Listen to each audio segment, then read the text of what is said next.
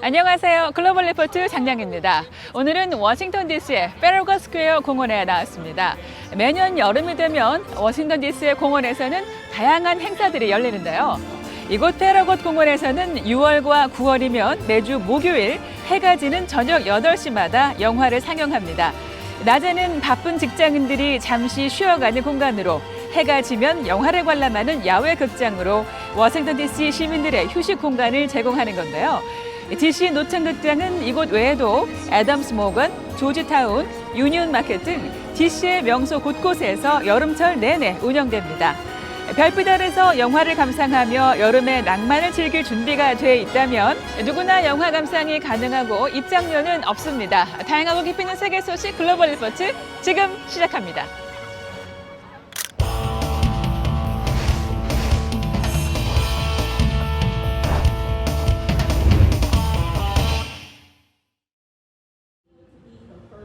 미국 연방준비제도가 15일 기준금리를 0.75%포인트 인상해 이번 주 주요 관심사에 올랐습니다. 0.75%포인트 인상은 1994년 이후 최대폭으로 급등하는 미국 물가를 잡기 위한 특단의 조치로 풀이되는데요. 이에 따라 0.75에서 1% 수준이던 미국의 기준금리는 1.5에서 1.75% 수준으로 대폭 올라갔습니다.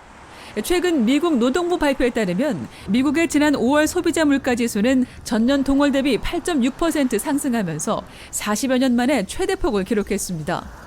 미국 전역의 휘발유 소비자 평균 가격은 최근 갤런당 $5를 돌파하며 사상 최고가를 경신하기도 했는데요. 연방준비제도는 올해 미국의 성장률 전망치 또한 기존의 2.8%에서 1.7%로 낮췄습니다. 미국 연방 상원에서 총기 규제 강화 방안을 논의하던 민주당과 공화당 의원들이 합의안을 도출해 이번 주 주요 해시태그에 올랐습니다. 지난 12일 공개된 합의안에는 위험 인물로부터 총기를 압수할 수 있는 적기법 제정을 위한 예산 지원과 21살 이하 총기 구매자의 신원조회 강화 등이 포함됐는데요. 다만 조 바이든 미국 대통령과 민주당 하원이 제시했던 공격용 소총 판매 금지나 구매 연령 상향 등은 이번 규제안에서 빠졌습니다.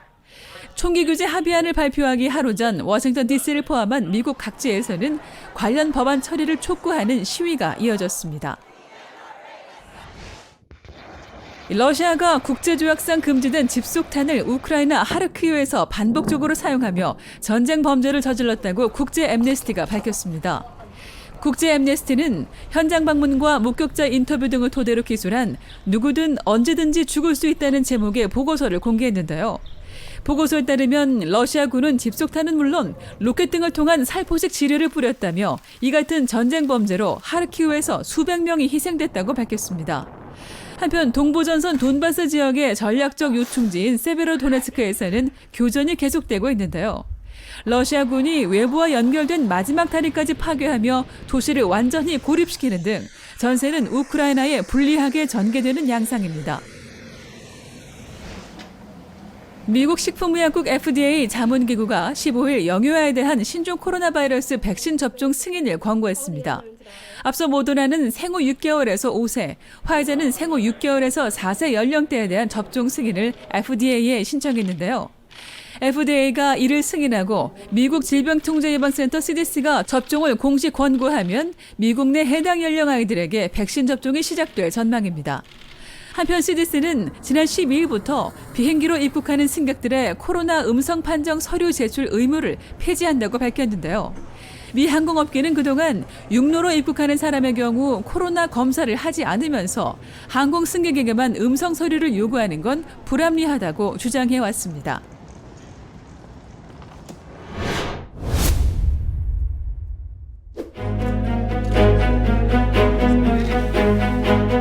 미국과 타이완의 비공개 군사회담 몬터레이 대화가 이달 말 예정된 걸로 알려진 가운데 타이완을 둘러싼 미국과 중국의 신경전이 점점 날카로워지고 있습니다. 중국은 타이완 인근에 잇따라 군용기를 출격시키고 타이완 수호를 위해 일전을 불사하겠다는 등 공개 석상에서 전쟁을 언급하기도 했는데요.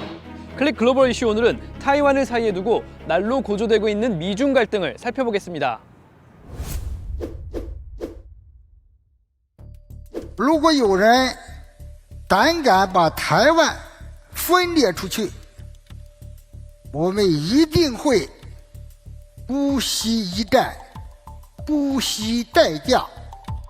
지난 12일 싱가포르에서 열린 아시아 안보회의 일명 샹그릴라 대화에서 웨이펑허 중국 국방부장은 호전적인 발언을 쏟아냈습니다. 그는 이틀 전 로이드 오스틴 미 국방장관을 대면한 자리에서도 수위 높은 발언을 이어간 것으로 알려졌는데요. 이에 미국 측은 현상 유지를 지향한다며 중국의 돌발 행동 자제를 촉구했습니다. We remain focused on maintaining peace, stability, and the status quo across the Taiwan Strait. But the PRC's moves threaten to undermine security and stability and prosperity in the Indo-Pacific. 중국은 더 나아가 타이완 해협이 국제 수역이 아니라 중국의 배타적 경제 수역이라며 미국이 침범해선 안 된다고 주장했는데요. 남중국해와 동중국해를 잇는 타이완 해협은 양안 사이 폭 180km에 불과한 전략 요충지로 미군 함정은 그동안 인도태평양 항행의 자유작전의 일환으로 이곳을 주기적으로 통과했지만 중국은 계속해서 반발해왔습니다. 根据联合国海洋法公约和中国国内法，台湾海峡水域由两岸的海岸向海峡中心线延伸，依次为中国的内水、领海、毗连区和专属经济区。 중국이 점점 발언의 수위를 높여가는 동안 미국은 타이완의 실질적인 도움을 강화할 것으로 관측되는데요. 특히 이번 군사회담에서 미국은 타이완에 중국군의 상륙작전을 저지하는 데 효과적인 무기를 우선적으로 판매할 것이란 보도가 나오죠. 이는 물론 중국 측에 더 큰 반발을 불러올 것으로 예상됩니다. 严重损害中国主权和安全利益，严重损害中美关系和台海和平稳定。 타이완도 가만히 있지만은 않은데요. 무기 수입뿐 아니라 자체 개발 및 군사력 보강에 열을 올리는 한편 미국 외에도 민주 진영의 다양한 국가들과 교류하며 국제사회에서 보폭을 넓혀가고 있습니다. 那么我在今年初提出强化欧洲链接计划，就是期待加速推动台湾跟欧盟洽签双边投资协定，共同打造具有韧性的供应链体系。 미국, 중국, 타이완 3국의 가속 행보는 최근 러시아의 우크라이나 침공과 무관하지 않다는 관측이 나오는데요. I think it's reasonable to worry about Taiwan after the Ukraine invasion. It was a necessary precondition for Putin to get Chinese tacit support. And one would assume that Russian tacit support would exist for China. So you have to worry this alignment between Moscow and Beijing could make both of them more belligerent potentially. 미중 갈등이 깊어지는 가운데 세계는 양측이 외교적 해법을 찾기를 기대하고 있습니다.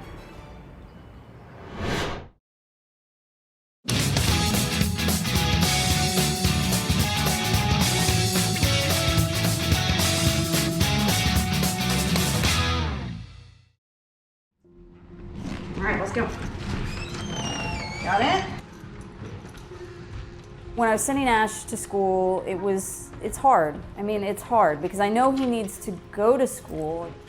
He needs to have the exposure, he needs to have the education. But at the same time, it's the one time of day where I'm not in control of his situation. And that, I mean, we've seen it. That can be the time of day that you lose your children.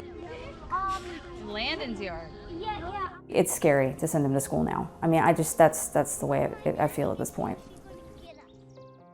I've been here 20 plus years, and by all means, America is still very attractive, and I'm happy to be an American.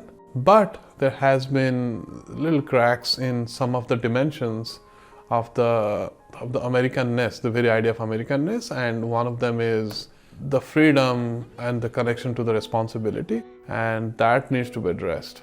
I think if we cannot protect our kids, make them feel safer, that's not what America should be known for in this dimension. I feel helpless. I feel like there's nothing that can be done. I mean, it doesn't matter what events occur, essentially, in this country. It doesn't seem to change the gun culture. It doesn't seem to change the mentality that everyone should have a right to a weapon. I don't understand, at the very least, why we can't have something along the lines of stronger background checks or a countrywide registry system for weapons, or some sort of restriction on semi-automatic weapons, things like that. We could do simple things. We don't have to take guns away from people in general. We can do the screening for mental health. We can raise the age. We cannot have them have access to semi-automatic weapons. We need to do something. Right now it's a big story. Next week maybe. The week after that, I don't think so. If buying a cigarette, case of cigarette is 21, and the guns has to be at least 21 because the same argument applies. All right, go. That 6 and 8-year-old who are innocent, who love life, who want to go to school and play with their friends, and that is their safe place. And these guns are literally jeopardizing their futures. And it's not hard. It's not hard what we're asking. None of it is hard. It is simple. We could do this tomorrow if we just had the courage.